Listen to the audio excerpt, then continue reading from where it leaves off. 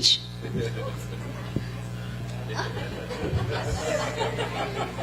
Sorry, putting you on spot.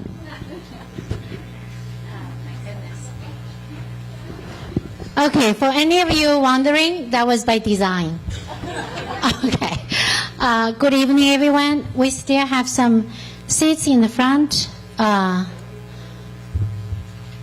If you don't have seats, you're not seated, you can. That's one of my friends calling. Can you come in to sit in front?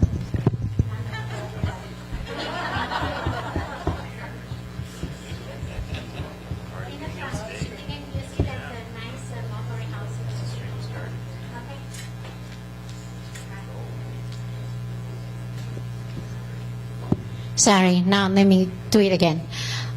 Good evening, everyone. I prepared a little speech. Mount Hope Chinese Association is actually very young. We formed only in June of this year, but we've been very, I would say, not young in terms of the activities. We have held multiple seminars, corporates, and we also participated in community events. We supported our veterans during their parade against crime in the National Night Out. We have also been doing the regularly food delivery to the needy and the elderly. Also, we are planning a wonderful Chinese New Year celebration, January 29th next year. So mark your calendar. That's going to be fun. What I want to say is that I want to explain a little bit of why we are doing this type of events, like to hold the Wake Up to the CCP Threat seminar, because our mission for our organization is to assist to return to the traditional values and also traditional ways of life. And what is the traditional Chinese culture ways of life? I think it's really something worth highlighting. It is 5 constants that has been the core values of the Chinese traditional culture. That is benevolence, righteousness, propriety, wisdom, and faith. Can you have a seat there, Chip? That's yours. Yeah. Thank you. Welcome, Brian and Chip. The CCP has done a lot of damage to the traditional Chinese culture. Also, it has done a lot of damage to the society globally. So what we are doing, in order to return to the traditional ways of life, we have to face up to the reality of the CCP contamination of the world. That is why we are raising awareness. And we have a very outstanding panel. We have welcome Jenny, hi, and that's Xiang, and we have Chris and Kay, and Jenny will introduce them for me. But before we go further, I want to thank so many people I need to thank. First of all, I want to thank our much cherished Middletown mayor, who is absent today, but I did receive his well wishes. I really appreciate him giving us this space, supporting us with this space. And also I want to thank Chip for supporting us promoting this event. Thank you, Brian, for that wonderful, yeah. And thank you. And I have my friend Robert, George, and their families here, many familiar faces. Thank you all for being here. And before I go on further, I want to welcome our Middletown City of Middletown Council President Miguel Rodriguez. I got that. He's my friend. He's going to say a few words. Thank you, Miguel. Good evening and welcome to Middletown.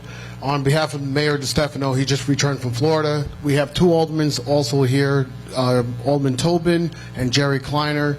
Again, on behalf of the City of Middletown, thank you for having us. Thank you for allowing me to be part of your community. Our relationship is great in Middletown with the Chinese Community and Association.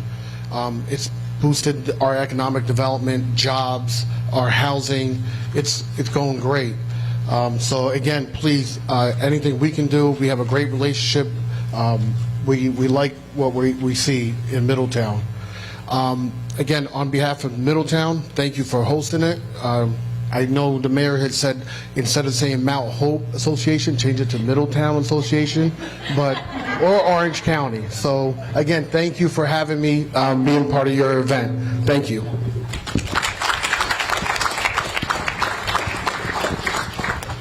Thank you, thank you. Now, I want to introduce Jenny, our host. Jenny has been a distinguished producer and TV host for 20 years. And Jenny, you can take over. Enjoy. Hello. Thank you, Mela. Thank you, everyone, for coming. It is my honor to host this important forum and also to have opportunity to discuss these important topics with our distinguished panelists. So I'd like to first introduce our three panelists tonight. To my left is Shang Lin. Shang is the Assistant Professor of Biomedical Science at Feitian College, former U.S. Army officer and microbiologist, and member of Committee of Present Danger China. Welcome, Shang. And next to Shang is Chris Chappell. Chris is the host of China Uncensored, a YouTube channel with close to 2 million followers. And his channel has been exploring how China impacts the U.S. Welcome, Chris.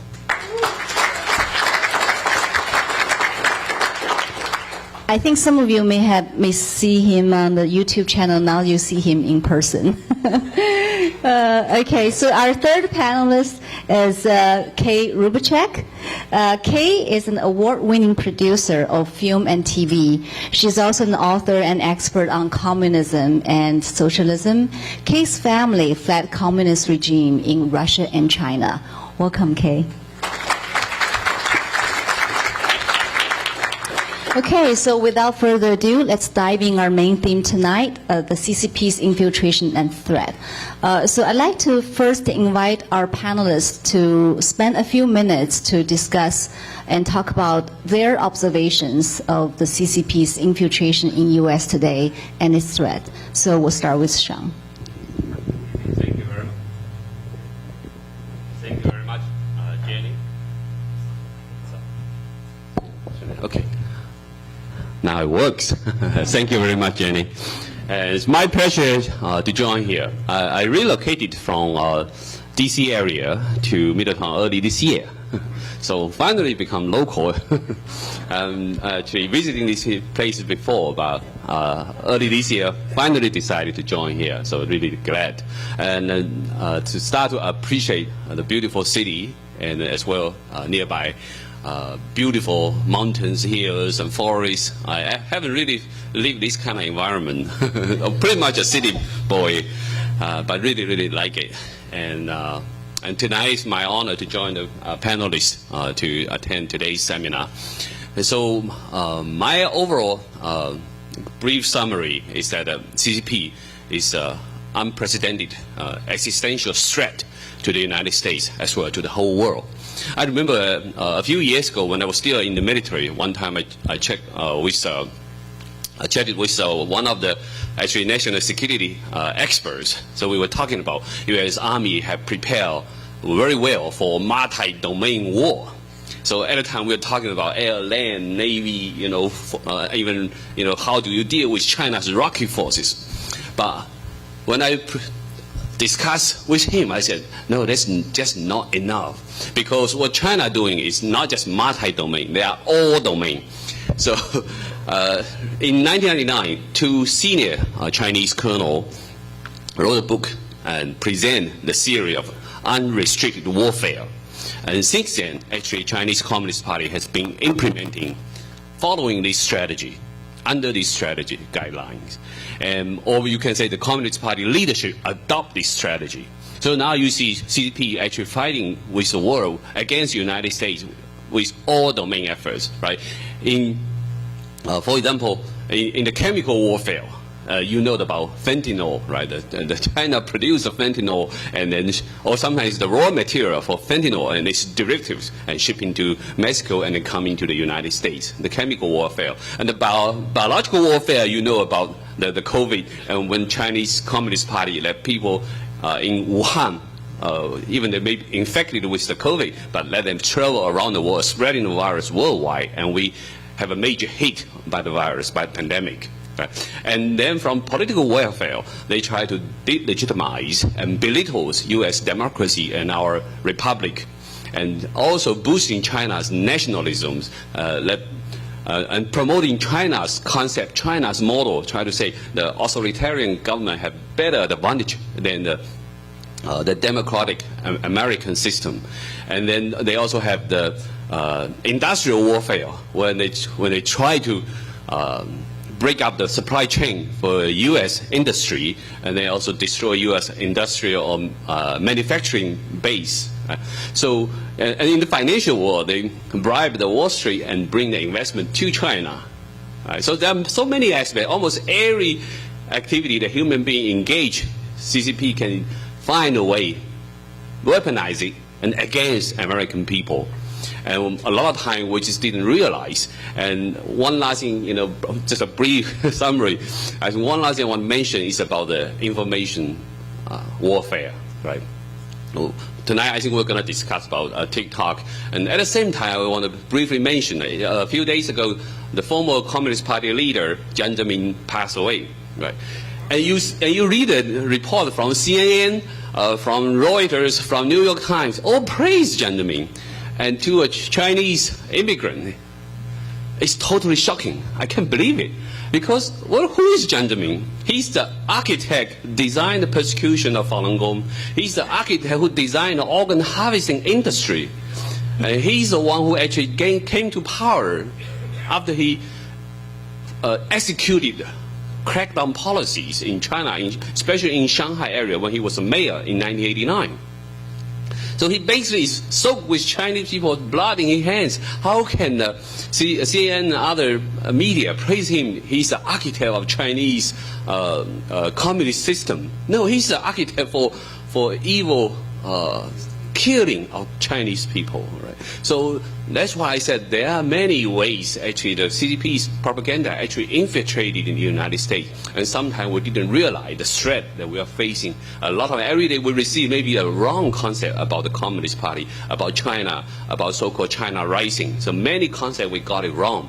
So hopefully tonight we can have some chance to go in deeper. Here's my brief summary. Thank you.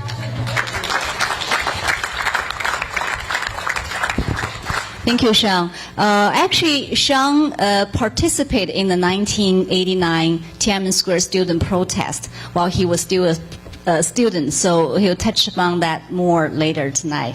So next, Chris, if you want to. Yes, yeah. Yeah, hello. Ooh, I kind of like the distortion. If my YouTube thing doesn't work out, I can always be a heavy metal guy. Yeah, so I think I'll expand a bit on what Sean was saying about some of the information warfare. The Chinese Communist Party does consider itself at war with the United States. This is something they'll say in their internal speeches in Chinese. They obviously don't translate it to English, but this is what they're saying. They also talk about spreading international communism. So, information warfare, they're trying to actively shape how Americans think about China. And they do this through tremendous control over American media and American big tech. I'll talk about media first. Here's a good way to get into that. So, as Sean was mentioning, we know now that China has been harvesting the organs of prisoners of conscience. So, to be clear what this means, it means that if someone, say an official, maybe a Chinese official, maybe an official from somewhere else, needs a heart, they will schedule an execution of a prisoner of conscience, and the execution is the removal of that heart. This is a massive system that's been built up over the years. It's obviously hard to get exact numbers, but A couple of years ago, there was something called the China Tribunal. It was hosted by a guy named Sir Jeffrey Nice. He oversaw the war crimes trial of Slobodan Milosevic. This was sort of looking at all of the evidence that they could get about organ harvesting, and they ruled, like, without a doubt, this is happening on a massive scale. But one of the interesting things that came out of the China Tribunal is that they had people give testimony, give witness. And one of the people who spoke was a former New York Times reporter named Kirsten Didi Tatlow, that's her name. And she was talking about how she went to the Beijing hospital for an event where state officials were going to be talking about their organ donation system. And she overheard a couple of Chinese transplant doctors talking about getting organs from prisoners of conscience. Of course, when they saw her watching them talking about that, they gummed up real quick. But, so she was like, this is a huge story, and she went to her editors to get permission to, do a lot of research, do a lot of digging into this story. And her editors made it very clear that this was a story the New York Times did not want to cover. Now think about that. Organ harvesting of prisoners of conscience, and the New York Times didn't want to cover that story. What's going on? Well, so it's so transparent. You don't even have to dig very hard. There's something called the FARA, Foreign Agent Registration Act, where foreign agents of governments have to report their activities.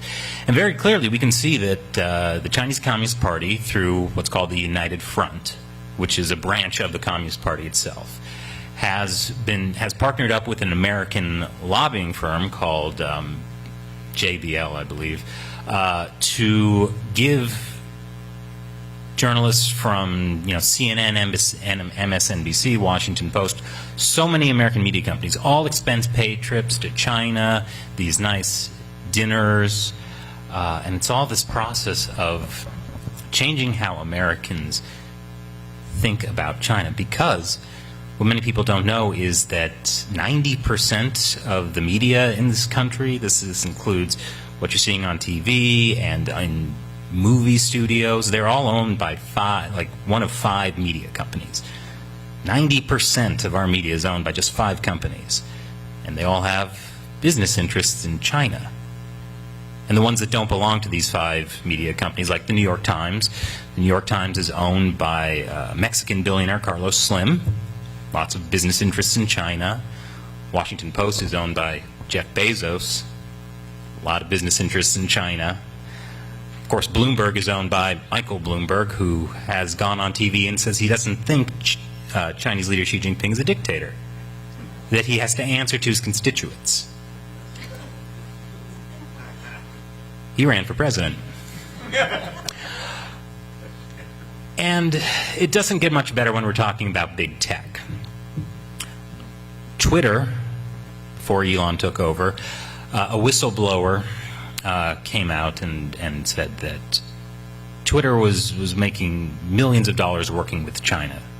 They were giving Chinese users data to Chinese authorities. There was even at least one case of a Chinese spy inside of Twitter, and they didn't care.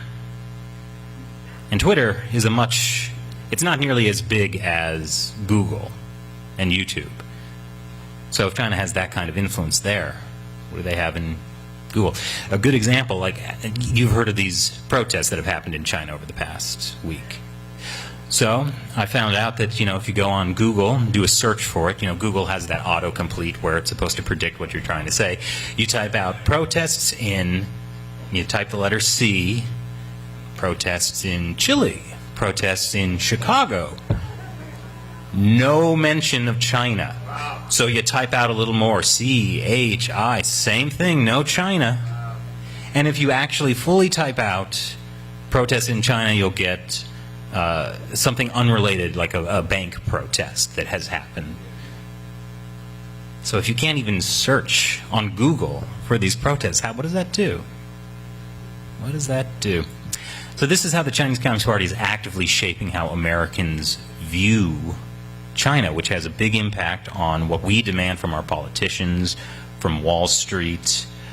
If more people knew about organ harvesting, I don't think if, these big Wall Street investment firms came out and said, hey, you should really triple your investment in China, I think people would stand up to that a little more.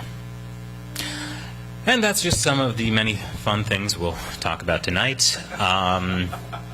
This is why I try to use humor in the show for my own sanity, because it would be very difficult to do this for 10 years otherwise. Thank you.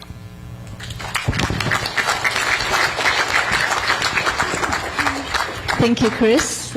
So Kay, I'm sure you have lots of observations and knowledge to share with us too.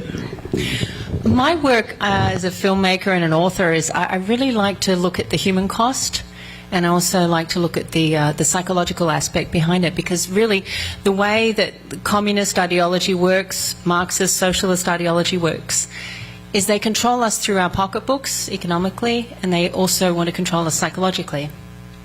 And because my family's escaped communism, not only from Russia and China, also from the former Czechoslovakia, where my husband was born and raised, and his family had to escape. That was sort of a life or death situation. They were lucky to find freedom in Australia. And there's a lot of similarities between all of those regimes. And of course, each country has its own unique situation, and the culture of the people there and ways socialism tries to come and take over will adjust to whatever the nation is. So right now we don't see the threat in the same way that perhaps we saw the Red Scare in say the 50s or something like that, where with the Cold War. It looks different now because we have these things like these mass media organizations. We have this big tech available to us. So the threat of communism, the threat of these dangerous ideologies looks different now. And it's also been presented to us in a different way, where it's also been hidden from us, as with the examples that Chris was giving. So we don't see it in the same way. But the human toll is the same. Communism is a regime that kills. Socialism is the precursor to communism. They don't deny that. China themselves call themselves a socialist country, but they are a communist party. It's one and the same. It's delusional to think that they are separate and one's better than the other. That it's ultimately the same evil ideology that promotes, not that it promotes, it survives on lies, deception, and justifies murder. When you look at fentanyl as one example, I was on the border, the US southern border last year, and I was interviewing Border Patrol members, I was interviewing drug experts, I was interviewing immigrants and a whole lot of people. It was very eye-opening to see the deception, the way they use and abuse the illegal aliens coming into the country. But the fentanyl is the #1 killer right now for 18 to 45-year-olds. The #1 killer. And who's bringing in the fentanyl? It is the CCP. They are killing more Americans than in that age bracket, that prime age bracket. I'm sure you all know someone who's between 18 and 45. And fentanyl is not like the drugs that, say, my parents experienced when they were going to college, where, okay, you may have a bad night, you may have a bad week. Fentanyl is, you're dead. You're dead. Fentanyl has killed more people than COVID. The death rate is astounding, and the amounts of fentanyl being brought through the border is just beyond the former drug administration experts that I've interviewed. They've said they've never seen anything like this. You know, they used to get sort of small packages of meth, and now they're just busting major truckloads of it. The human toll is murder. And communist regimes kill. It doesn't matter which country you go to. Not only do they kill, they justify the killing. And that's the biggest thing that we sort of get taken away from it and say, well, it could be good in this way, it could be good in that way. Is it acceptable to say, well, we can murder these people and not these people? If you go down that path, you end up in the same way where they'll come for you eventually. And they always have, they always will. The ideology is exactly the same. The Chinese Communist Party's own constitution has barely changed at all in its 70-plus years. The Communist Party has its own constitution, and then the Chinese government has its own constitution. But the Chinese government's constitution says we follow the party. So the party is above everything. And it's definitely above God in China. It's an atheistic regime. It's an atheistic ideology. And that's how they used to justify killing, because they just use the people in China and us as well. They see us just as numbers, or as worse, as animals and as dispensable, as resources. And that's the hardest thing, I think, when we look at the surface of all these sort of dangerous, crazy things that the CCP is doing, and like, wow, why would they do that? When you look at the ideology and how they think, and I've interviewed a lot of people who were part of the regime, this is how they think. This is how they've been trained to think, and they justify the killing. And that's the human cost, because not only do we end up human beings killing human beings, we have human beings justifying it in their head, saying it's okay to kill human beings, it's okay to train others to kill human beings, and it's okay to look down on others and say that they're worth killing. That's what communism is. Karl Marx called it a spectre. What's a spectre? It's a ghost, it's a demon. He himself knew what he was talking about. I mean, it's something, and this has travelled through all these regimes. It's the same thing, though the form takes different shapes. And this unrestricted warfare that Sean was talking about is really what we're up against now, because they've got big tech and they've got all these things. But I don't have as much humour as Chris does, but I have a lot of hope. So that's what keeps me going. And I know the power of a smile, because I've interviewed a lot of people who survived prison because of that. And so I see a lot of hope, and I know the hope is in humanity and in who we are, you know, everyone really valuing every human being as they are. And that's what the foundings of this nation is built upon, valuing every single person under God. And thank you. So no matter however bad things may seem, and we really have, you know, there's so much information here and it is alarming. Just keep perspective. I think that's important, because that's the one thing they want to do psychologically, is make us think that we don't have any power. But that's because they know we have the ultimate power. So I think that's my part. Thank you so much, Kay, for reminding that we always have our faith and hope. All of our panelists, they have a very deep understanding of the CCP and its nature and its behavior, and their experience, their personal experience in past years, helped to shape that understanding of the CCP.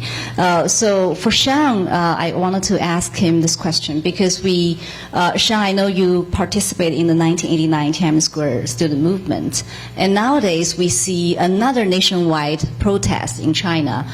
These days people are protesting the government's zero COVID policy, and as a result, the government actually relaxed the policy a little bit in recent days.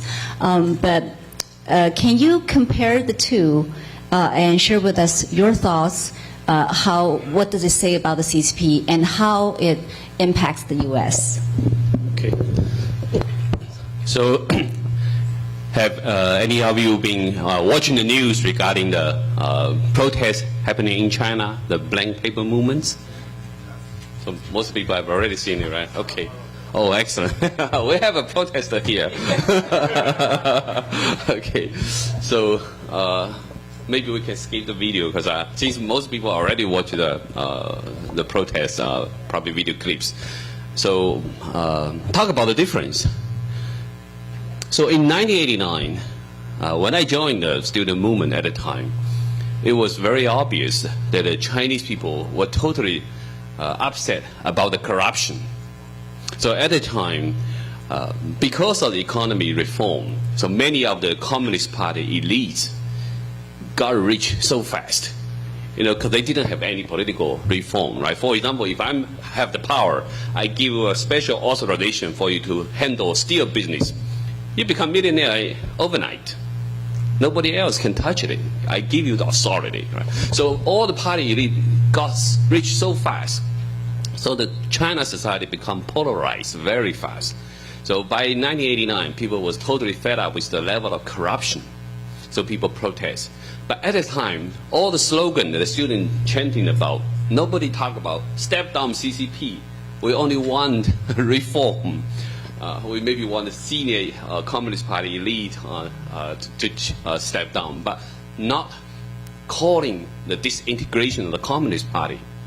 But this time it's totally different. And you see the news that but even in Shanghai, where many people actually kind of benefit from the economic reform, many people have a much wealthier lifestyle. And actually these kind of people already have the understanding the Communist Party have to step down. And they are totally fed up with the so-called zero COVID policy. So people directly sensing how it feels to totally lose freedom. Okay, it's better. Huh? So to lose the freedom directly and be locked down in your home for months. So it's actually like living in a prison in your own home, or turn your home into a prison.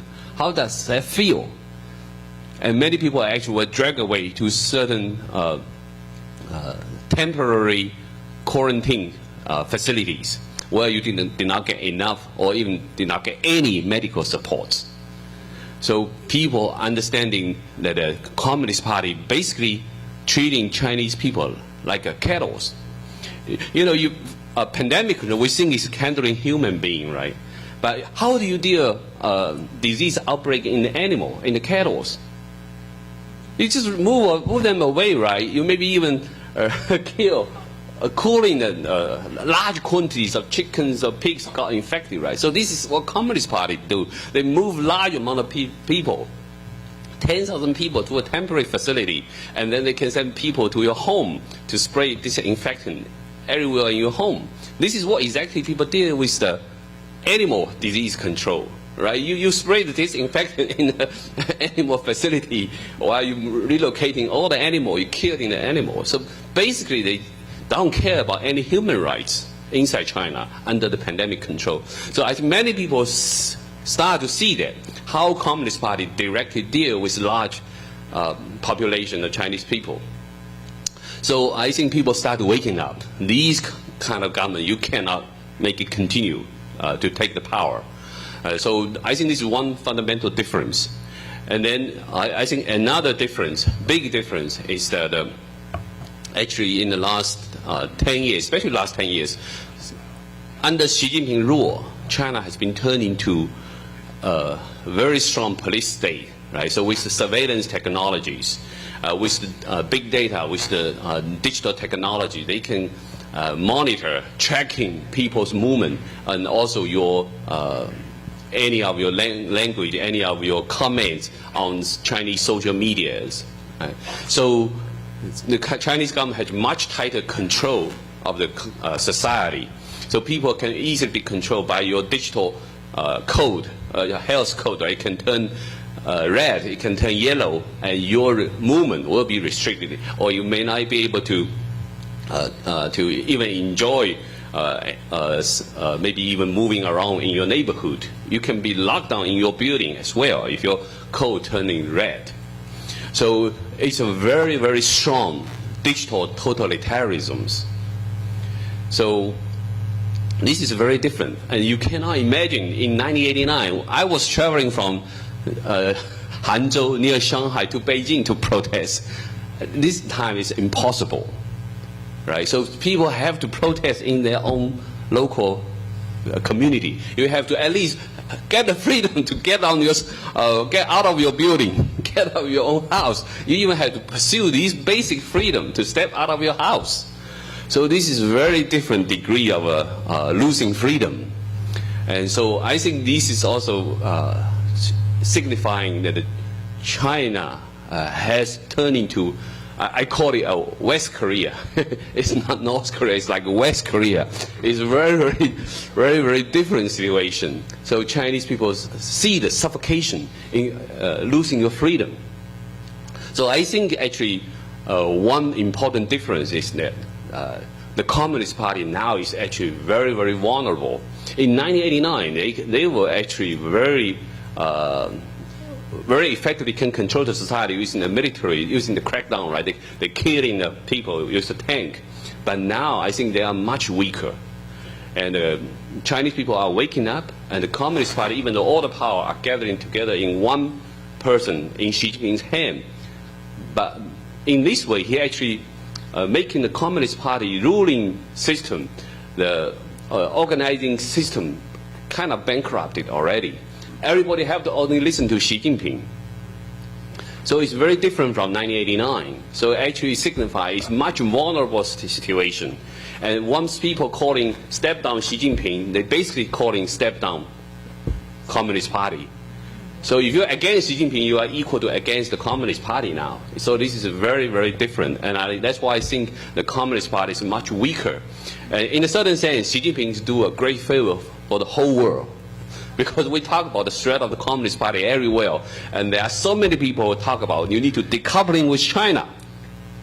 But Xi Jinping is doing it for us. Right? What he did is basically making China totally isolated away from the whole world. So he is actually the great accelerator for the disintegration of the Communist Party. Yeah, so we have to applaud him what he did. So that's why I think it's a huge difference. And I think Chinese people waking up. And I also want to echo what Kay has said. Communist Party is a ghost demon. And they are destroying the Chinese civilization and also make a lot of change on the society, ruin the environment in China, and also change Chinese people's culture and as well as their conscience. And so now you can even see the organ harvesting become a huge billion-dollar business, right? So in a certain sense, actually, I see. Back to my comment on the Jiang Zemin, the former Communist Party leader. I think he's the one who opened the gate of the hell. He let so many demons coming out in this Chinese society. So these people don't have any conscience. They can kill people. They can treat Chinese people like organ farm. Anytime they want an organ, they can take it. And once they had the digital totalitarianism, they have so many people got their blood sample tested, right? And they build a nationwide database. So now many people, you got your blood type, your tissue type, your genetic information all in the big database in China. So any tourism going to China for organ tourism, right? They can identify the person and then decide who to be killed, whose organ need to be taken. And now in China, many young students, college students disappeared. And some people were found with their body, with all inside organ were gone. This is totally organ harvesting, not just taking one kidney or liver. It's all your organ inside being taken away. So there are definitely, I call it, so many demons running around in China, and they're doing so bad things. And the Communist Party is the one actually nurturing this demon to kill people inside China. And of course, they are spreading their viciousness worldwide, and that's why jeopardize the whole world civilization. And right now, I think Communist Party ideology in the U.S. is also like already in the cancer status, right? It's already, the communist evil is already kind of inside our body. So it's very hard to fight it, but we still need to get our courage and strength to fight it. Amen. Amen. So the million-dollar question right now is, of course, how do we counter the CCP threats, right? A lot of people are asking this question. How do we hold the CCP accountable? How do we stop our corporations and Wall Street and our political elites from benefiting and working with the CCP? So I'd like to ask our panelists these questions for the next 20 minutes or so. Then we're going to open up for question and answer. Chris, I have a question for you. You mentioned TikTok. In recent days, we see a lot of states, a growing list of states, banning the use of TikTok on government devices. Among them are Maryland, South Dakota, South Carolina, Texas, and Nebraska. So why do you think they're doing this, and what do you think are the significance of this? Well, so earlier I was talking about some of the things American big tech has done to benefit the Chinese Communist Party. And keep in mind, those are American companies. TikTok is a Chinese company. So just imagine what they're doing. TikTok, so here's a good example. Back in 2020, there was a border skirmish between China and India, and Chinese soldiers killed 20 Indian soldiers. And one of the first things the Indian government did after that was to ban TikTok, as well as a whole bunch of other Chinese apps, because they understood these are tools the Chinese Communist Party is using to pump propaganda into the population, and it was killing Indian soldiers.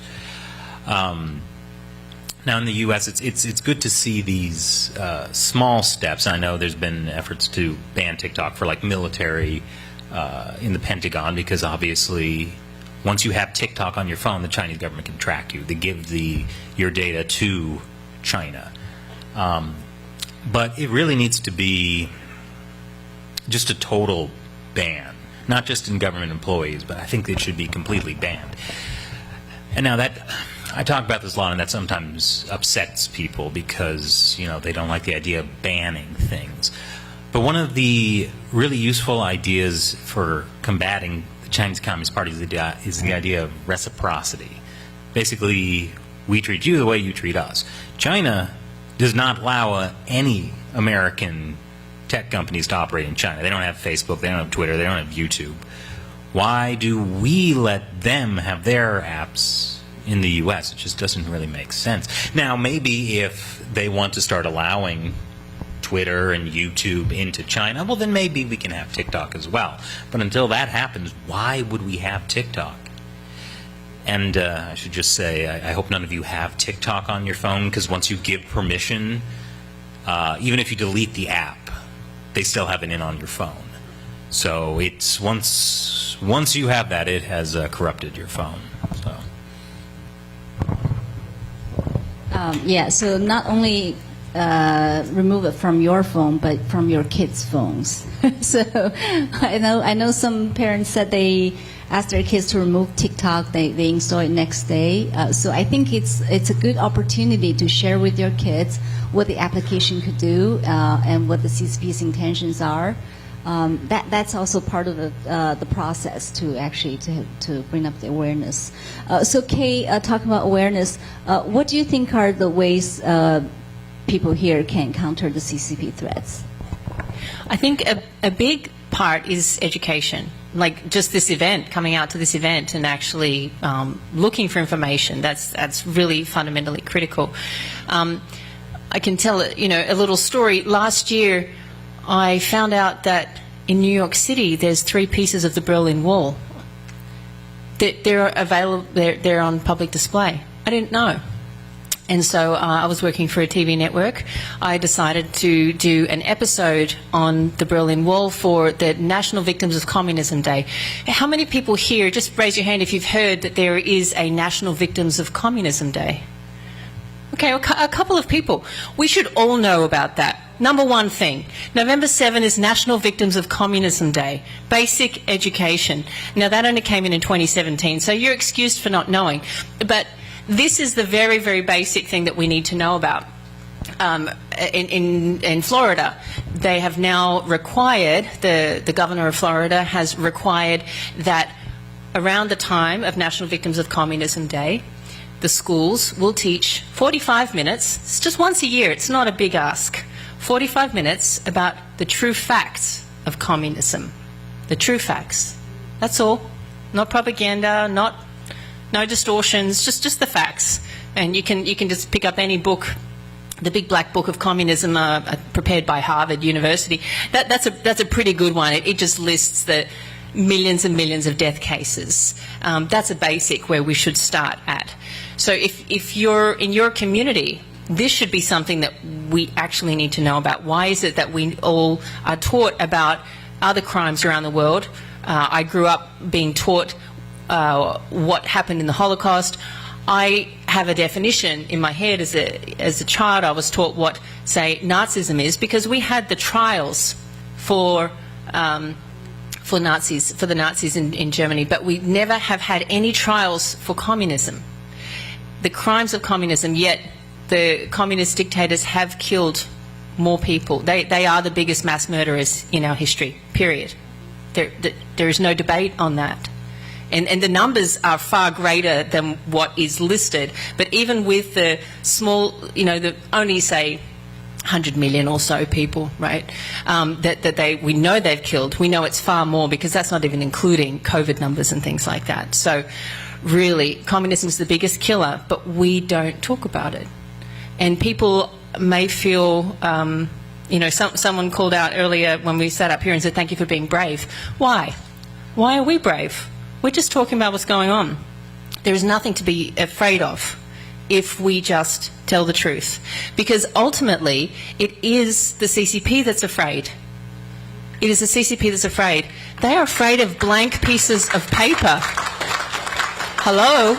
There we go. How scary is this gentleman over here? Right? Thank you, sir. Blank piece of paper. Thank you, sir. Yes, I will. In China, 20 years ago, I was arrested in China, and I was thrown into a Chinese prison, only for 23 hours. I participated in a peaceful protest for human rights. I held a banner that said, compassion. One word in Chinese, compassion. That landed me in prison. That was Tiananmen Square. That was eye-opening. And now you cannot even say that. In China, people are being arrested. They're protesting with blank pieces of paper. Now that is the extreme censorship in China. Say 20 years ago, I held this word, compassion. And the police told me that is illegal in China. They told me that's why I was arrested and that that's illegal. And I thought, you're insane. And that did lead me on the journey of understanding the psychological aspects of socialist ideology on people, because there was hundreds of police officers there that told me the same thing. They interrogated me. They were brutal. It was shocking what they did to myself and others there, to non-Chinese citizens. But now the Chinese citizens are censored to such a degree. Like Sean was saying, we've come a long way since the Tiananmen Square protests in 1989. So many people don't even know about them these days. The youth don't even know that the Chinese Communist Party killed 10,000 plus innocent people on Tiananmen Square. Mostly students, ran them over with tanks. They called it pie. They mushed the bodies into pie. That's what they called it. That's how they treat human beings. That's the official document. So this is now the Chinese people, if they have to bypass the censors. Any word that they try to put out there, it gets put into a list and then it gets censored. So they have gone to such an extreme where they are protesting with blank pieces of paper. They are holding blank pieces of paper, like just exactly as that gentleman did over there. But in China, he would have been arrested. But here we can do that. So we have to value what we have here, because there is nowhere left to run. America is the only place that still has, that had this amazing foundation. You look at Europe, really very much socialist in many ways. Other countries all look to America. And if the American people don't value what we have here, then forget it. But if we value what we have, then we win. Because they're just expecting us to give up. That's their best bet, because it's a regime based on lies. So where they are so afraid of blank pieces of paper, of someone holding the word compassion, that is what tyranny is. And that's why the basic education, just for number one, know that it's National Victims of Communism Day, November 7. Ask your school, ask your district, do something. Do something for National Victims of Communism Day, 45 minutes. Follow Florida's example, great example. There is International Human Rights Day in 2 days from now, December 10th. Do something. These are very small things, but do not underestimate the impact of getting that 45 minutes a year into your kids' school so that they are taught the evils of communism. That seems like a small thing, but that's what we have to get out of the mentality of thinking that small thing doesn't matter. Because that small thing does. That blank piece of paper matters. That one word on a banner that says compassion matters. And that's all we have to really remember. But education, I think, is the fundamental thing.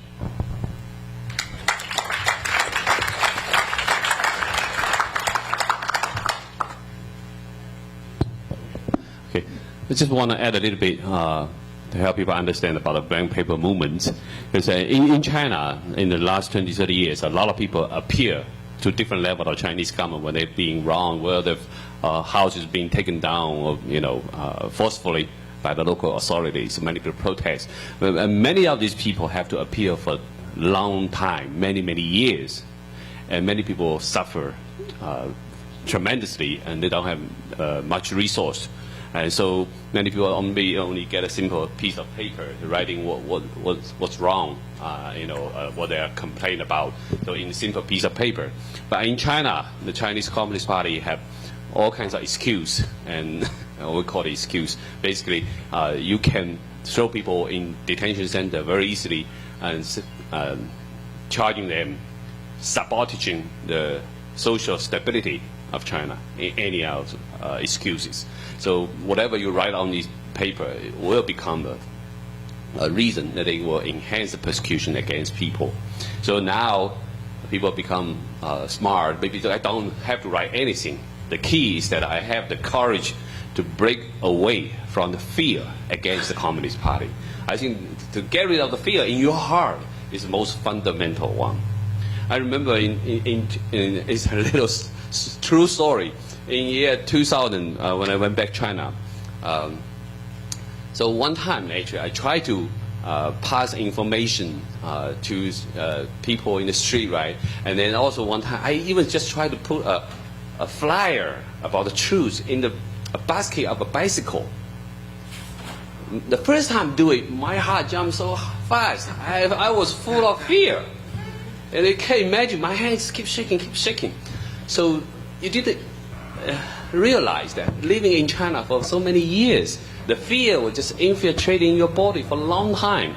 So I think the key is that the communist China have using all kinds of political movement to persecute people for rounds and rounds. So your fear is deeply instilled in your heart. So now the Chinese people is actually breaking away from the fear. Even just a piece of blank paper means a lot.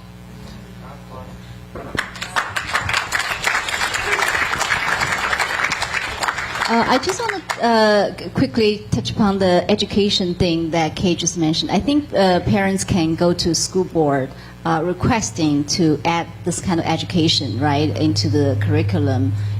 Educate the children about the communism, the harm, the crimes it has committed, the harm it made. And I think DC has a victim of communism memorial, right? Maybe organize a field trip to museums like that. Yes, actually, the Victim of Communist Memorial Foundation has opened up a very nice museum in DC downtown, so you can visit that. And also, they have good education programs to educate at the high school level as well as college level. So you can have these brief teacher training section. So in any of the school, if you're some teacher interested in providing this kind of course to students, they can send the teacher to the foundation to have a 1 week training to understand the Communist Party's, you can say, full spectrums damage to the human civilization. Right? So they will actually bring witness to tell the story, what they suffer in many different countries have the communist ruling. And so I think it's very, very effective training courses. So I think we encourage, if you can talk to your Board of Education, to engage these kind of courses. So I'll just give Chris a few minutes, then we'll open up for Q&A. Chris, anything to add? How can we counter the CCP threats, and why is it relevant to local communities like Middletown?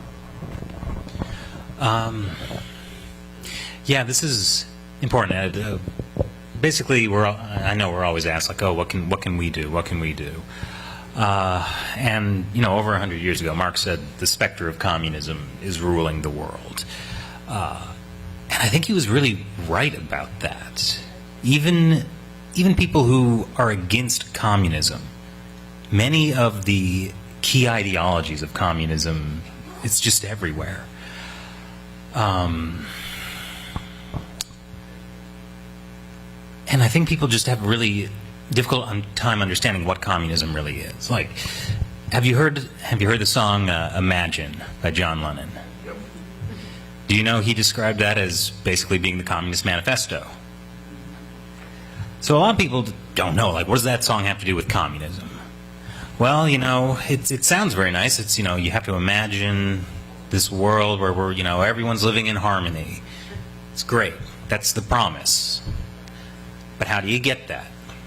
Well, you have to imagine he says in the song, you got to imagine no countries. It's like, well, you know, I have family who have fought and died for this country. I don't know how I feel about it, having no country. You got to imagine no possessions. So what happens to my possessions? You got to imagine no religion. Well, I'd rather die than give up my religion, and that can be arranged, comrade. So it's this promise of a utopia, and that tricks a lot of people because they think, oh, this is good, this is what's compassionate. But Marx himself said, what communism is, according to Marx, the forcible overthrow of all pre-existing social conditions. The goal of communism is to destroy society and everything that holds it up. And I'll actually give a little example from the Bible, which I think is still useful even if, you know, you're not a Christian. I think it's a very, you know, the devil talks about how he wants to dethrone God. How do you do that? Get an army together and then what? Kill God? That doesn't work like that. You know, the Bible says that God is enthroned in the hearts of all of his creation. And so that's what the devil is. He wants to dethrone God in the hearts of his creation. And all throughout the Bible, it's described how you treat others, how you treat your neighbors is how you treat God. And in every communist society, that's always what they attack. They attack the bonds between people. They make people fear and hate and distrust each other. So really, what to do about communism? Well, the communist goal is to destroy society. Violence, Marx said, violence is the midwife of any old society pregnant with a new one. So, if they want to destroy society, we have to have our society be strong. How do you have a strong society? Well, you need strong communities. How do you have a strong communities? Well, you need strong family. How do you have a strong family? Well, we ourselves have to be righteous. We can't just shovel garbage into our face, spend, you know, hours mindlessly flicking through social media.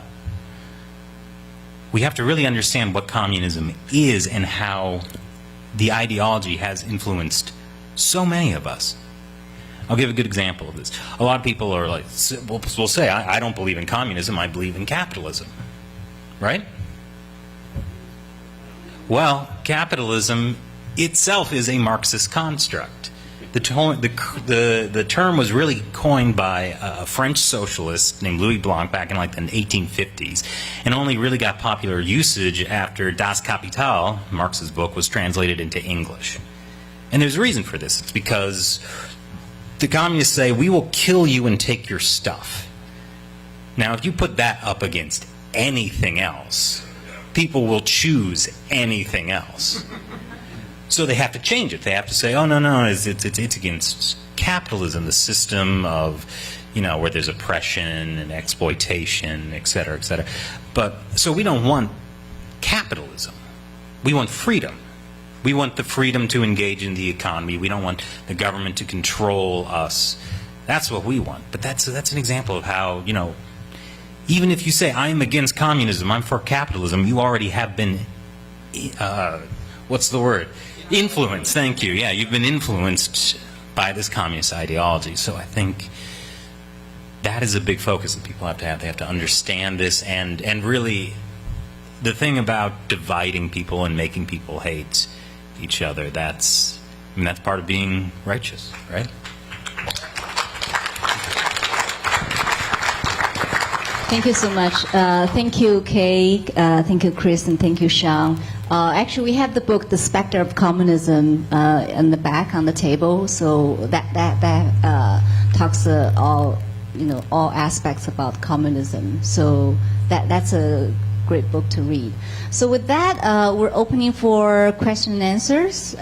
So I guess anyone has questions, just raise your hand. Okay.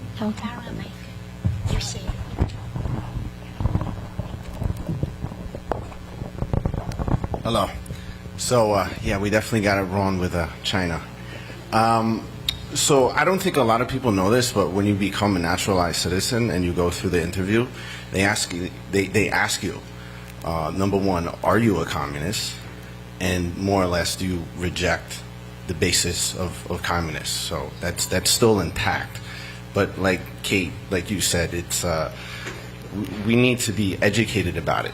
I find myself, like when I talk to, I call them educated idiots, the ones that read the New York Times. They always mention, like my brother-in-law, wow, they've done so amazing. They've taken so many people out of poverty, which I always say is like, no, I think the West kind of did that in a way, or the farmers actually, and the Belt and Road, and they have choo-choo trains that go really fast. There are so many people that just have completely no idea. And I myself, I just, wherever I can, whenever I can, tell people, just little snippets. Just go ahead, go find out on your own. Like my trainer, I was telling him about the social credit score. Basically, what the hell is that? It's like a credit score, you can't get a good credit card? I'm like, no, like, if you don't have a certain score, you can't take a train somewhere. You can't maybe go to a hospital or go to a certain school.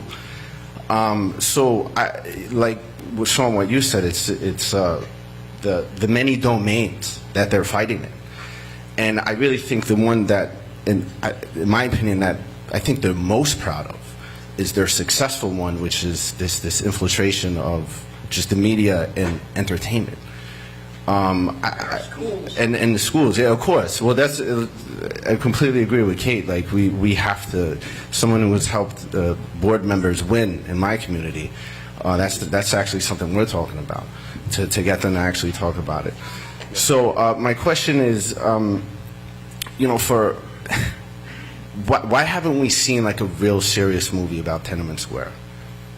I think that would be something akin to like a nuclear bomb dropping on Beijing, but not like, I love Epoch Times, I watch them, not a documentary, but like a Mel Gibson sort of like blockbuster.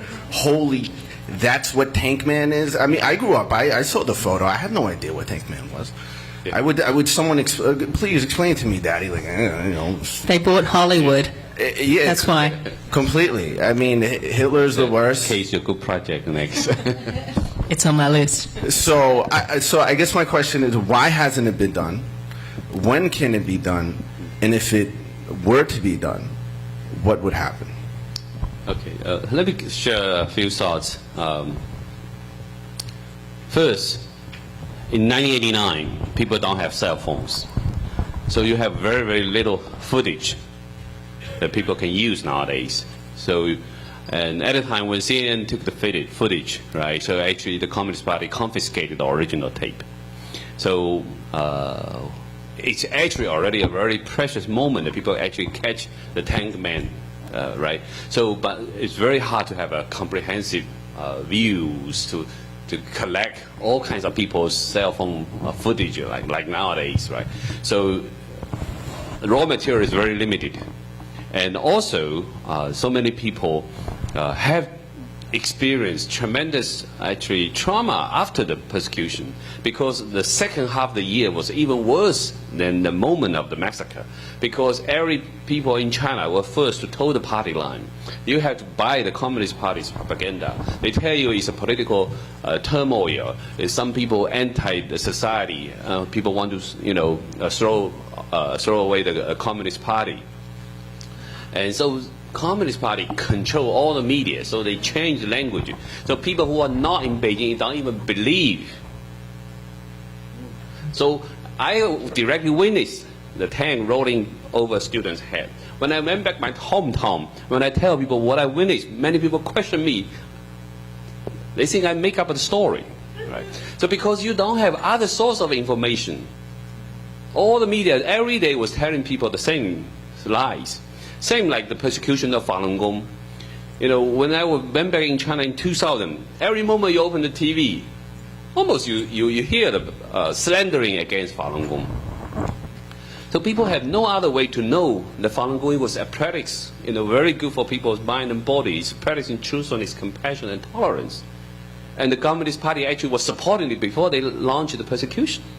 Nobody can get this kind of information if you did not directly involve in practicing Falun Gong. So that's why it's very hard now, 33 years later, to collect many precious videos.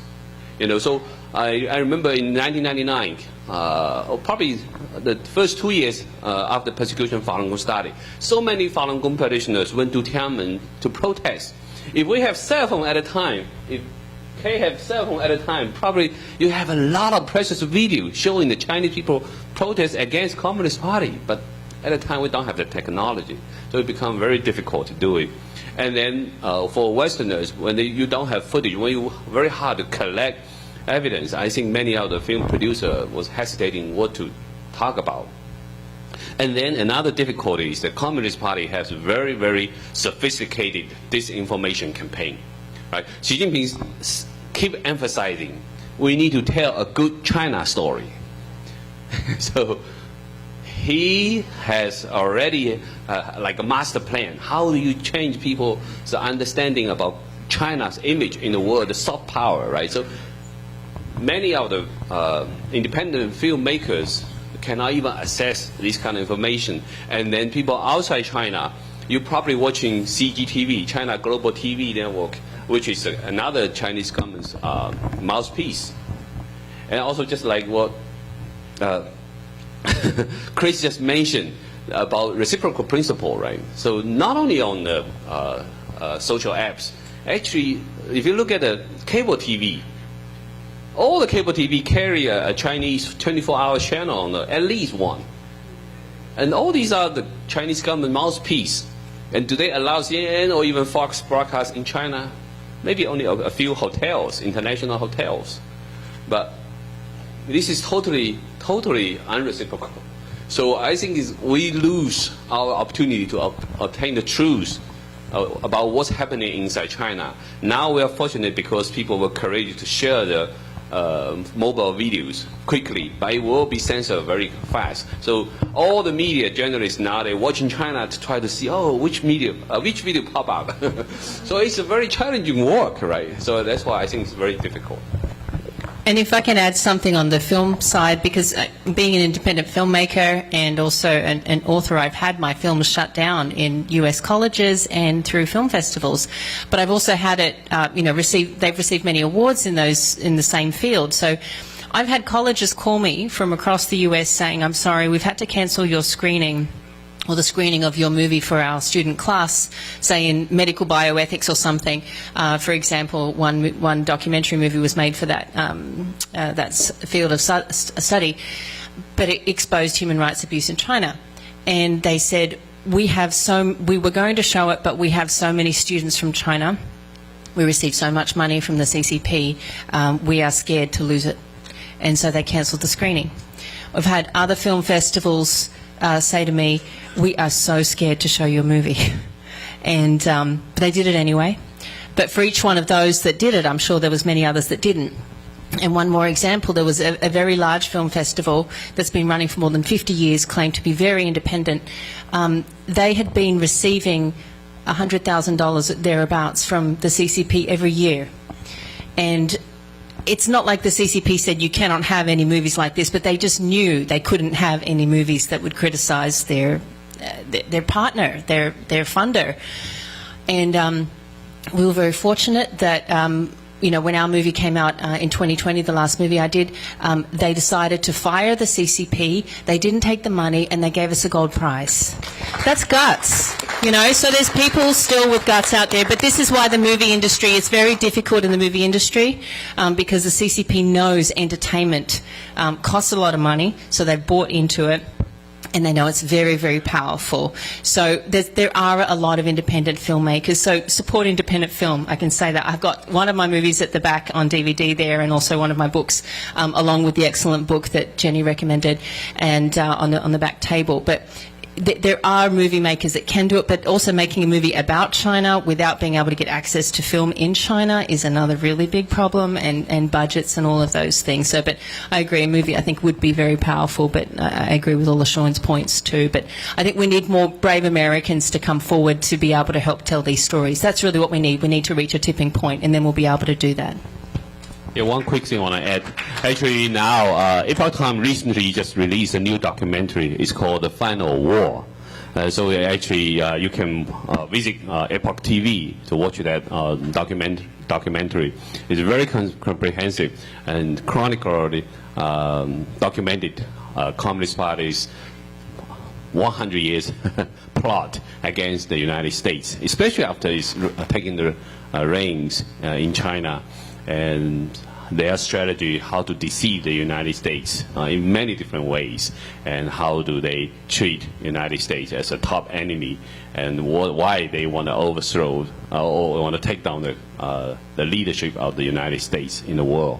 And so I think that's a very, very good educational documentary, and help you understand how tricky, how deceptive, how vicious the Communist Party is. I want to introduce the next guest, Frank. Some of you probably are familiar.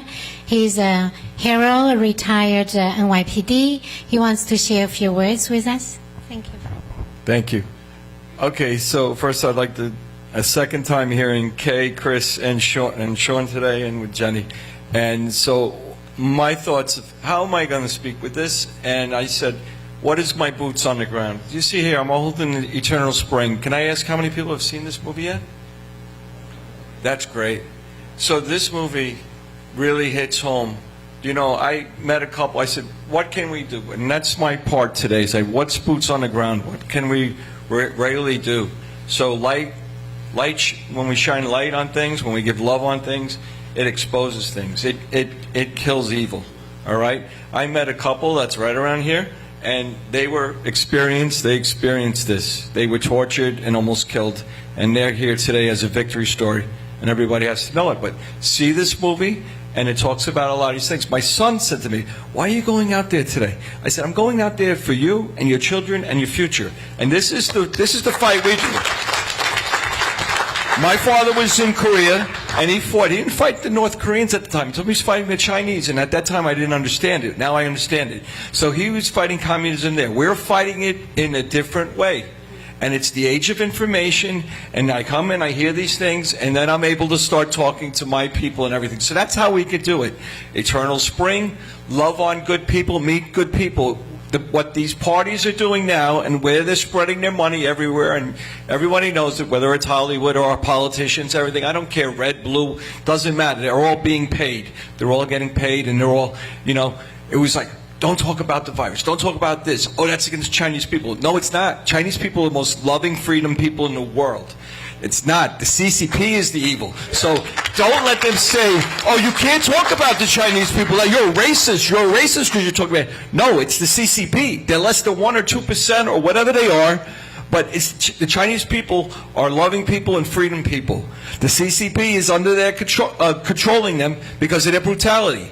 And we are seeing little signs of it here. And that's what's scaring me today, and that's why I have to step up. That's why I drive from Port Jefferson out here. I'm a professional socialist. What is that? Socialism. What does that mean? I've observed people. 1976, I was a messenger for my father's printing company. I walked the streets and I observed, and I always observed people. I always observed things. As a police, and then 15 years after, I did my 20, I did another 15, and then I was working with the UN in different places. And when the Chinese top guy came to the Waldorf, I saw the lineup come and kiss the ring. Every corporation in the world. And I was like, 2000 something, I can't, Chairman Wayne Bao or something came, and they all came to kiss the ring, and the Waldorf was shut off. And I was inside, so I was privy to see that. But, you know, that's what I say when I'm professional, watching the world and watching how things go. And I watch, even my friend, I'm on Facebook going back and forth with him a little. I said, This is all being played out. We're being played to sow discord amongst us, the regular people, sowing discord, red or blue, whatever. It's being played. We're being all played. So we have to rise above it. It is our time. You know, this movie, what I love about it is it really does give an example, just like Tiananmen Square. I mean, like you said, when is that movie being made? But this movie is made now. This is a good enough example, even with schools. Maybe we can get this into schools. Again, it's really... It's on at Middletown right now. It's still on, isn't it? I think it's on at the Middletown cinemas. I heard till December 21st, and you know what? If enough people go, it'll probably go into January during the Christmas break. So let's really support this movie and you know, spread the word. I want it back in Long Island. That's what I'm going to go for. But that's why I take the trip today. So what can one person do? I'm here today. I'm doing what I can. And I think we need to give a round of applause for the owner and manager of the Middletown Cinema, because he extended the showtime for the Eternal Spring.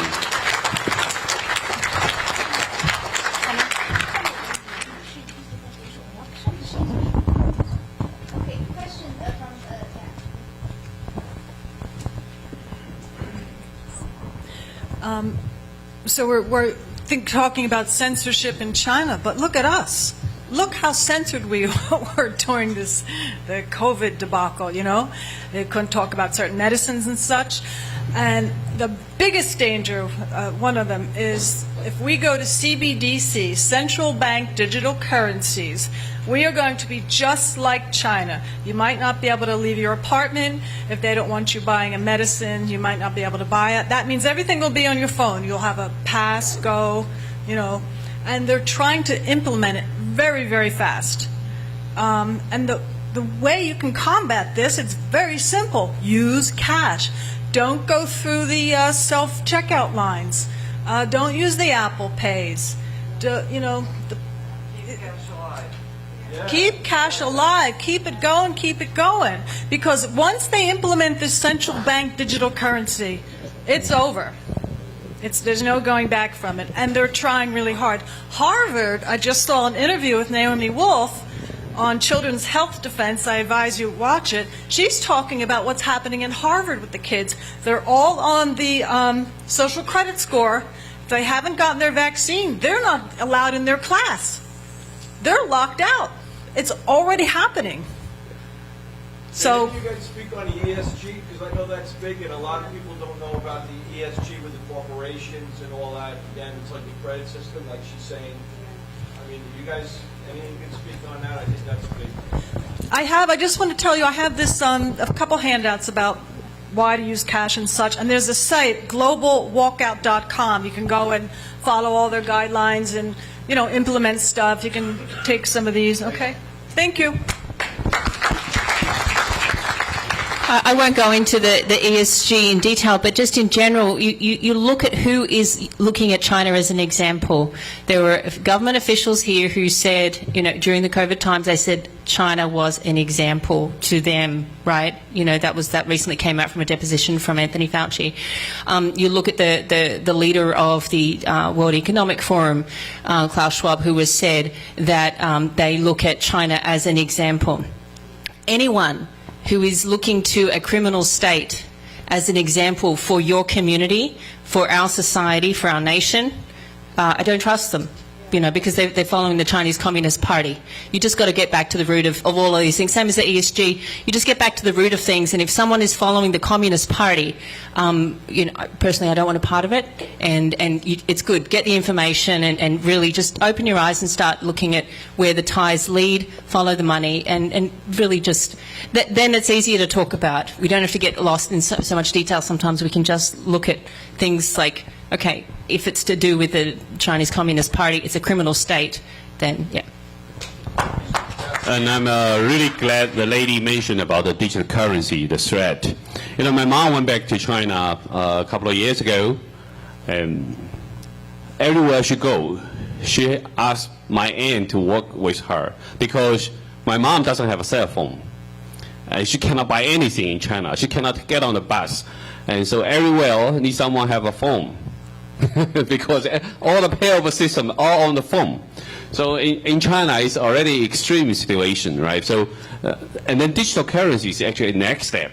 And actually, in the most critical phase right now, China is rolling out digital currency in very fast. A couple of years ago, they were only piloting 15 cities, and now they are completely pushing out whole nationwide. And so China definitely want people to live with digital currency, and the Communist Party can take away their wealth so easily. If you have a poor social credit, imagine what will happen, right? And from another perspective, the Communist Party have waged crackdown against all religion in China, right? So imagine all your belief were destroyed, all your connection with higher beings, with God, with deity were totally cut off, and people don't have anything to believe, and now they give you digital power. So many people just believe in this digital power. So it's like in your body, they infiltrated a digital layer. You just follow the digital things all the time. So in certain sense, Chinese people is like an avatar in a second space. You just live like that. Everything is digital. If you don't have currency, you cannot. If you don't have cell phone, a lot of big city you cannot buy anything. Even the beggars have a QR code. Yeah, in China, that's really happens. Beggars have QR code, scan here.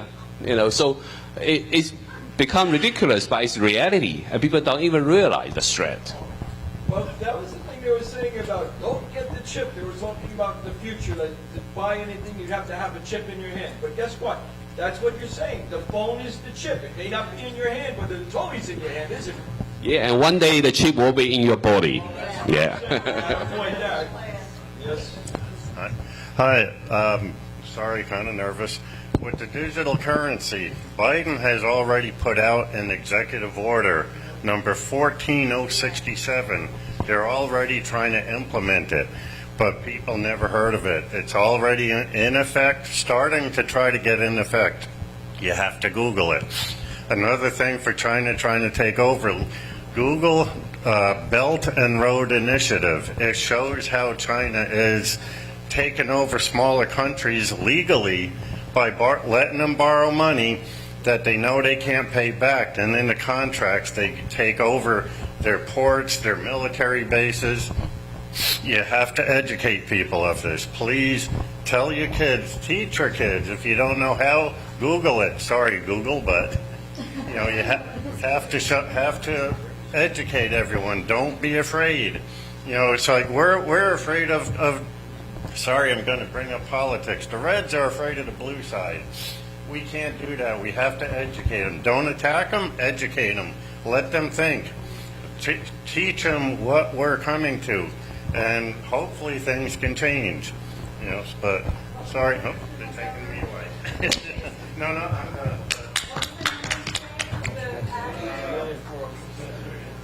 14067. It's an executive order. They're already trying to implement it now, trying to see how they can make it effective in digital currency. They're already doing tests in New York right now. Really? Good evening, everybody. This is a really informative meeting, and I love everybody, but I still wear a mask because I don't know any of you. God bless you all. And my name is David Wilson, and I'm 50 years in the entertainment industry, the most powerful industry on the planet, by the way. It has the power to completely change everything in just one viewing. I saw Eternal Spring.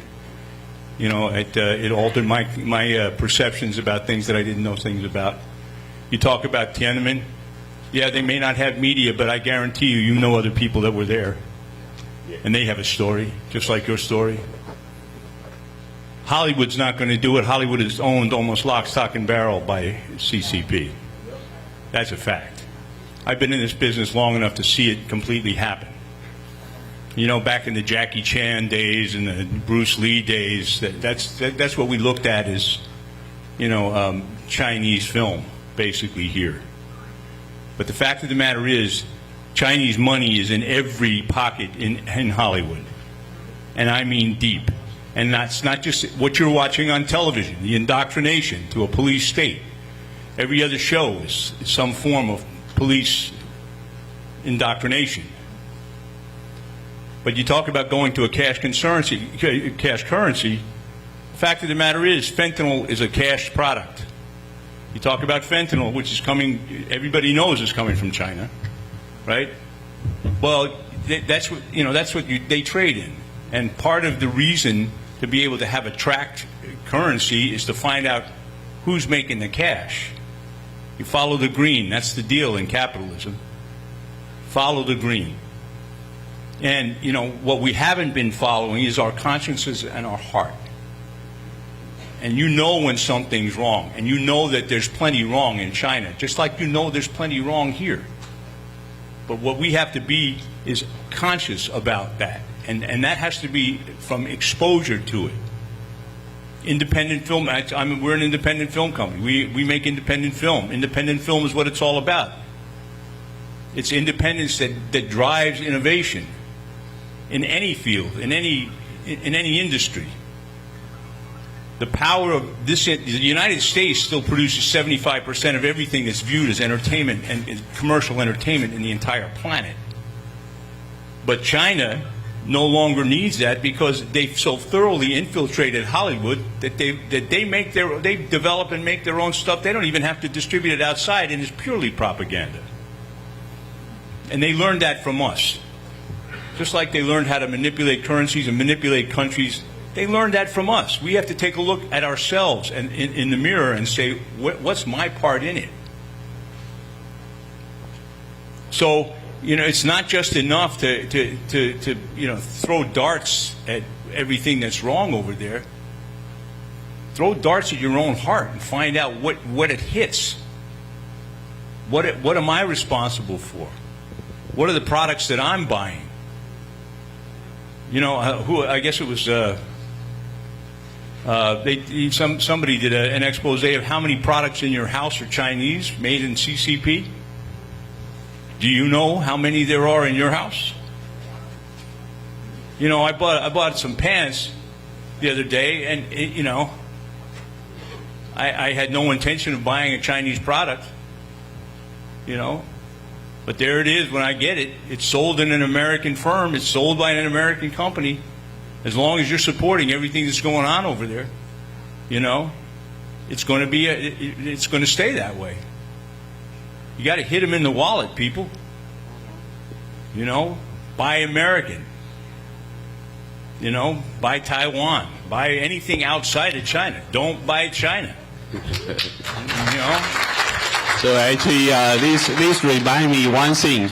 Actually, in Pentagon, in U.S. military, for veterans, right? There has a TSP program, street saving plans. So many of the veterans, government employees, put their retirement monies in this TSP. But the fund was managed by other index funds, and these actually were packaged together. And actually, they invest in the emerging market, definitely including China. So actually, they're using the money from U.S. veterans to invest in Chinese companies, state-owned companies making weapons against the United States. That's the reality, actually. And so this has been exposed, but the mainstream media won't report it, and you probably don't know it. And so it's kind of disguised, right? Many people, you buy this kind of index fund, you may not ask your fund managers which company you invest exactly. So I think there are a lot of things we can do to follow the green track the money. But at the same time, I think the Communist Party zero COVID actually severely taken on the Chinese economy. So I think even China's film market, cinema market, suffer tremendously. Nobody go to the cinema under zero COVID. So I think Hollywood started waking up because China is no longer a big market attracting so many fundings here. Definitely follow the money and vote with your dollar. I've got 2 teenage children, and I've taught them that they need to ask questions, and they need to look at who they're supporting with what they've saved, and they see that that's what I do. I'll ask them, you want to buy that? Where's it made? Who runs that company? And I make them look it up, and then I'll say I'm not paying for it. I don't want to support that. And so they're going to follow what we do. The younger generations are going to follow what we do. So it's hard. Yeah, it takes extra time, takes extra effort. But what's more important? It's all prioritizing.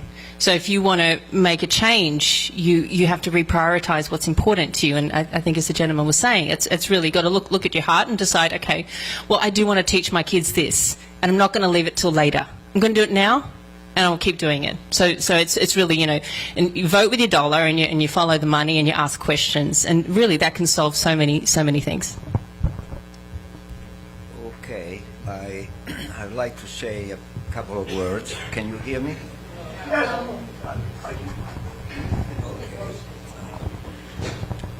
I'm an American citizen since 2004. Originally, I'm from Italy. And I don't know how many of you know that Italy, we invented fascism. We invented fascism in Italy.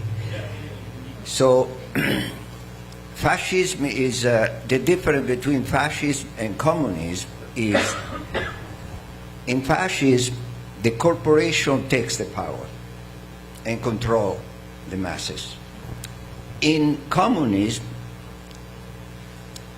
presumably the worker takes the power and control the population, right?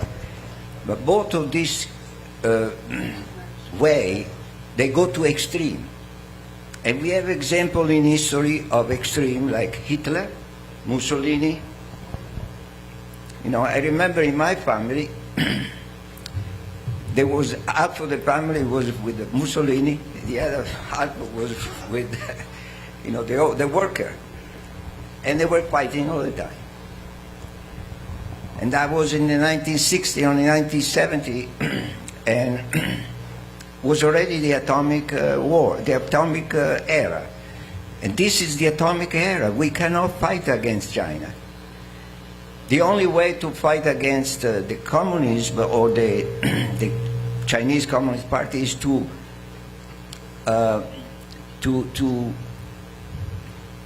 education, through exposing the lie, exposing the corruption, and exposing. And at the same time, we have to be able to expose our own, difficulty, our own situation, because in my opinion, in this country today, we have two threats. One is the Communist Party, yes. The other one is the fascism, is the corporation. They are taking over and they are controlling people. That's why Rick mentioned that we cannot have the truth because we are controlled by the money. Since we are in an era of the atomic, we can destroy ourselves. So we have to stay balanced and have a compassion for the Chinese people, the masses of Chinese people that are being brainwashed, and have a compassion for ourselves also, that we don't know the total truth. And with this is what a man can do.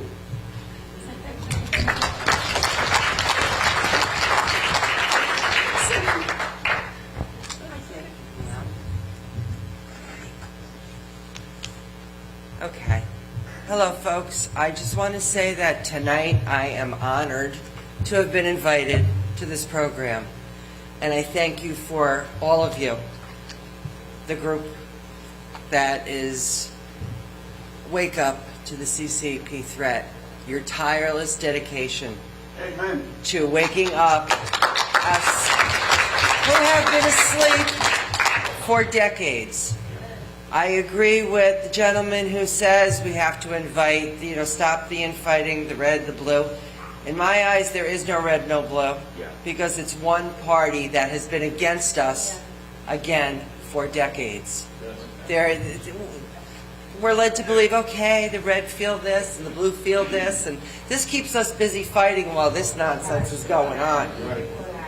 So we got to stop it. The education, the gentleman who just spoke last, bring this out to everybody you know. I'm going to bring it to my school. I would love to see that movie, Eternal Spring, in schools. I don't know how we're going to do it. You know, obviously somebody needs to make money for it. That's why it's in movie theaters. But we need to get it into schools. We need the children to start hearing this instead of the crap they're pushing. Guys, I love every one of you. I am so proud of every one of you because we could all be home right now. I know that I had a really busy day and I did not want to come out here. I am so glad I did. I love you guys. Thank you. So proud of all of you. God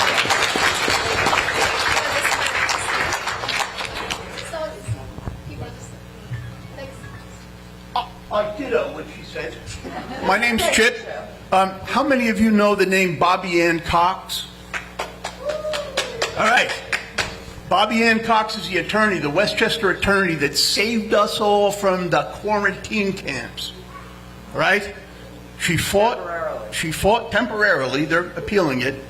But I just wanted to take this opportunity to let everybody in this room know that she's going to be in Poughkeepsie January 19th to give a presentation to a group called the Duchess Folding Chairs. It's going to be at the Faith Assembly of God, 25 Golf Club Lane in Poughkeepsie. And the title of it is Unify, Organize, and Act. Guys, you gotta go. We gotta go. You gotta go. You know, the enemy wants us all focused on stuff that we have no control over. The national stuff, global stuff. And our power is local. And so we really need to find a way to come together and build community of like-minded patriots that love this country, love our founding values. And so if you can join us on the 19th of January, it'd be awesome. Go to Bobby Cox and find out what she's about and what she's fighting. A lot of you folks don't understand there are internment camps here in America. And they're in New York. Don't put your hands up because this is real. But I'm sorry, am I insulting you? This is serious. This is there was a law that I understand, but there's a law that they're trying to pass where they'll come into your home and they can take you and put you away for as long as they choose. Bobby Cox, if you don't know, the only reason I'm mentioning this, sir, I'm sorry if I'm upsetting you. There's a lot of people taking mail harm. Okay, so we'll have to give the time to our next audience to ask questions. Thank you.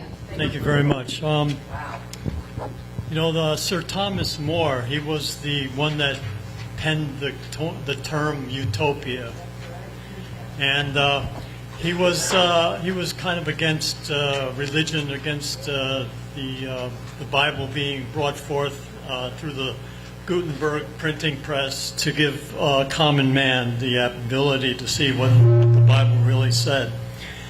And this is kind of the crux of what the problem is. The CCP is just a cog in the wheel. At the very center of this is globalism. These are globalists. And how many of you remember the story about Trotsky? Do you know what happened with Trotsky?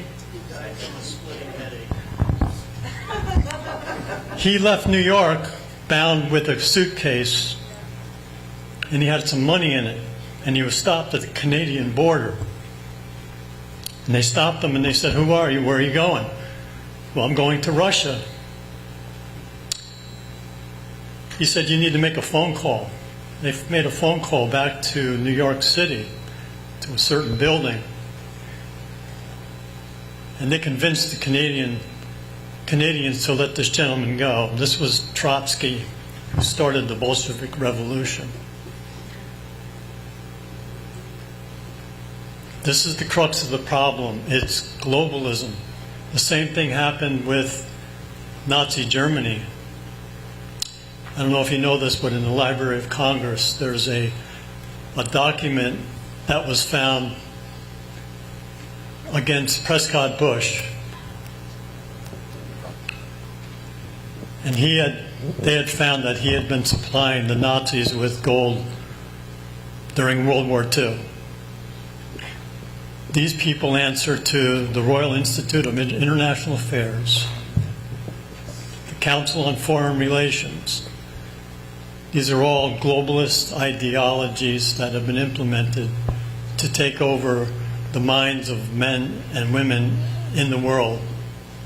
And we need to be aware of this is what's going on. It's globalist, and it always has been globalist. It's just they're using certain factions in the world which have stood up to take over men's minds, to take away their free will for many years. So we need to focus on these institutions that have implemented this plan and program. And what's very interesting on the dollar bill, this tells the whole story. Right here on the dollar bill, the seal. There's at the very top of the pyramid, there's a truncated pyramid that hasn't fallen all the way down yet. When they print it again in the not too distant future, that pyramid will be complete.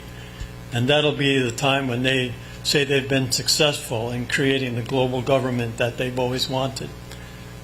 So be aware of what's going on around you, because if we don't stand up against this, we're going to be in dire consequences. Let's teach our children. Thank you. I just want to mention that in the book, The Specter of Communism, that we have in the back of the table, there's a section about globalism, and it talks in detail about the relationship between the globalism and communism, so how they work together. So I recommend, actually you can find the Specter of Communism on the website of Epoch Times. So I think there, if you're a subscriber, you can read it too. They also have an audio book of it as well. That's available That's great. Yeah, online. Yeah, I think I really recommend people to read the book. So we have time for one more question.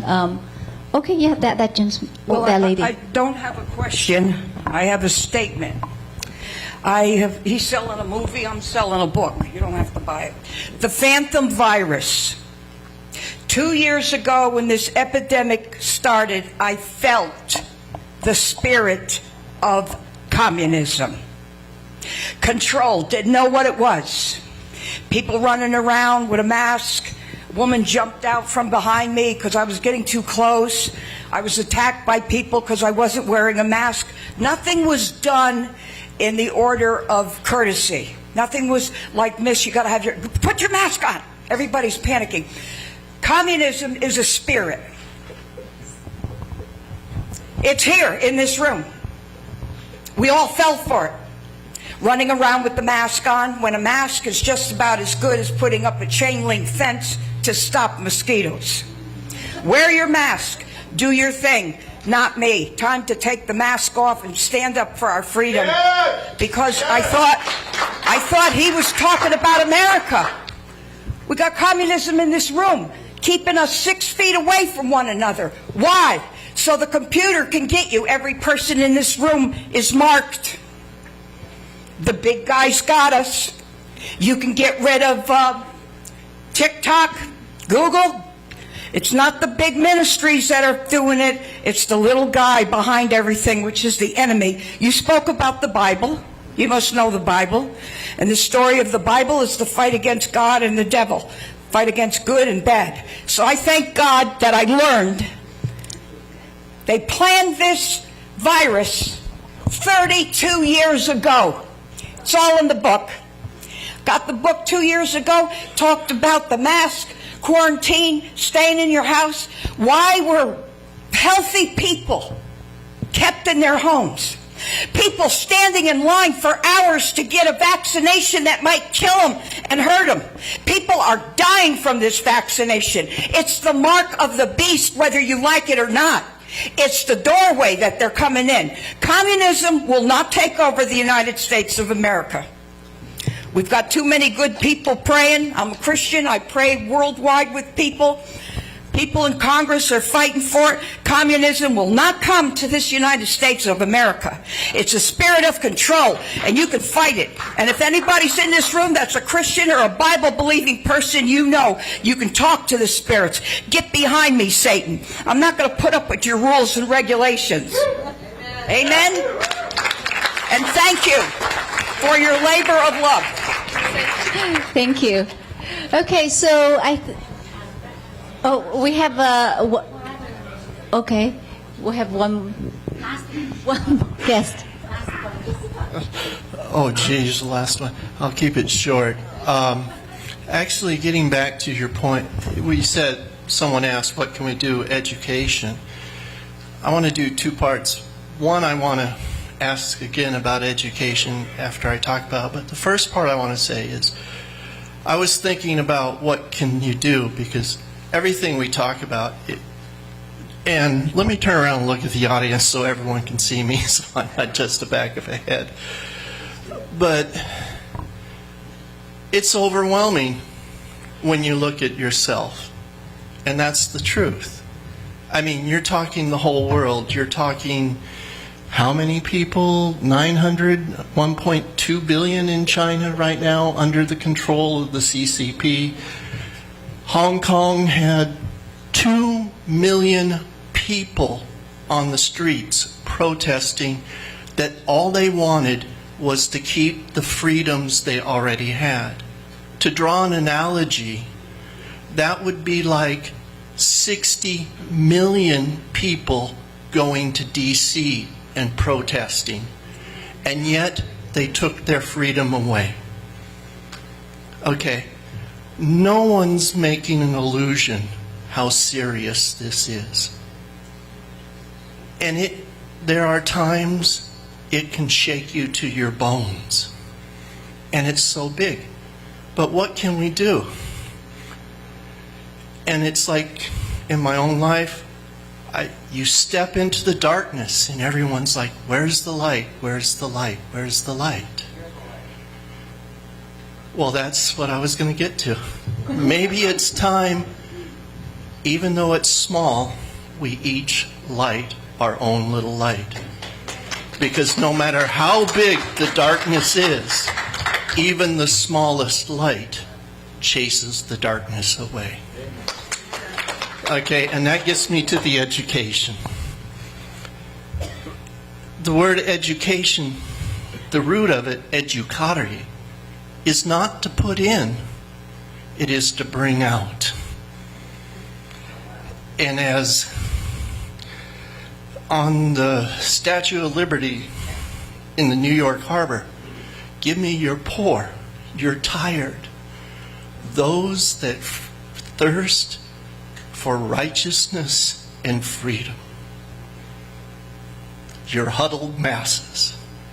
This is what I hear from the protests in China. When they're out there with their blank pieces of paper, what I hear is give me liberty or give me death. What I hear, that is the light they're lighting in their heart. We are right, but let me conclude with education. What I'm worried about is when people use the term education, and you said, where did the word capitalism come from? Education actually means to draw out, not put in. But what do we have in our education system? We have indoctrination. We have critical race theory. So when I get a little concerned when someone says education, people are, oh, I'm going to throw my kids into university in Harvard. I'm like, this is the worst place. Okay, so I will throw that back to you. You want to elaborate any? Yes, I think education, I agree with you on all those points. I think it comes back to, I think like what Chris was saying, how do you have a strong community? You have to get back to the core. I've interviewed more than 100 survivors and perpetrators of communism from different regimes, but especially China. And the strongest tie between, and also in brainwashing studies that have been done for decades from different regimes, a common thread is one of the biggest things that prevents people from being brainwashed, which is a form of indoctrination, right, is having strong family ties. And when I read that, it shocked me, but it actually was, it correlated with all my own research. And yes, having faith in something beyond, you know, the human realm, whether you're a Christian or whatever your faith is, but having faith in something protects you. But having a strong family means that you've got someone in the world that's worth living for, and that's going to get you through these types of things. I think not forget about trying to change the federal government, but don't rely on them. America is about independence, rugged independence. Stop giving your rights to someone else and expecting them to solve your problems. You know, that's tyranny. Tyranny comes easily. You pay later. Freedom's hard. You pay now, and then you get the benefits. But once you lose the freedom, it's really hard to get it back. So the education starts at the home, starts at the dinner table. It starts in these groups, in these wonderful locations, wherever you are. That's where the education is. And for us to stop relying on someone that we don't see or talk to solve our problems for us. You know, this is where education is just with our neighbours, with our friends, and around the dinner table. That's the core, I think. Yeah, I just want to add that education is actually pay attention to what goes into your kids' books, right? Because you want to make sure that the right things are being taught to your children. Just like those parents in Loudoun County in Virginia, they stand up for what's right and they stand against for what's wrong, like the critical theory thing. So I think as parents, like I myself has a boy, he's going to undergraduate school. I'm not recommending him to go to Harvard or those schools, but I think you really, as parents, we need to pay attention to what goes into the books, what are the books in the library, what are being taught to our children. So that's part of our responsibilities as well. Do we still have time, Mela? We really don't. Hello? Okay. We don't have any more time for any more questions. Is it working? Yeah, we don't have any more. Unfortunately, I'm already keeping stretching the time. We do have some snacks and ready for some time for socialization, because even though we have a panelist, they're experts. I see a lot of experts in the room. You want to mingle and chat with each other. So you want to, okay, that's it. So I am so happy for the questions, for the outstanding performance. Loud applause for the amazing panelists. We cannot resolve the issues in a few seminars, but from the beginning, when we first started holding the seminar until now, I can tell you clearly that the boat of the CCP is cracking. It didn't happen in June, it is happening now. People in China are from all walks of life have been standing up against the CCP. And the American people, you and me, and my neighbors, my friends, new friends everywhere, we are standing up against the CCP. We'll keep going. Never stop. Talk to each other, learn more, and we hope the ending CCP seminar is going to be everywhere. If you have venues, you have suggestions, you have insights, knowledge, share with me. Check out our website, okay? Don't just leave, mingle, drink some tea, check out the book, and check out that movie. That movie actually is the leading contender from Canada for Oscar. It's nominated for 3 categories. It's an amazing movie.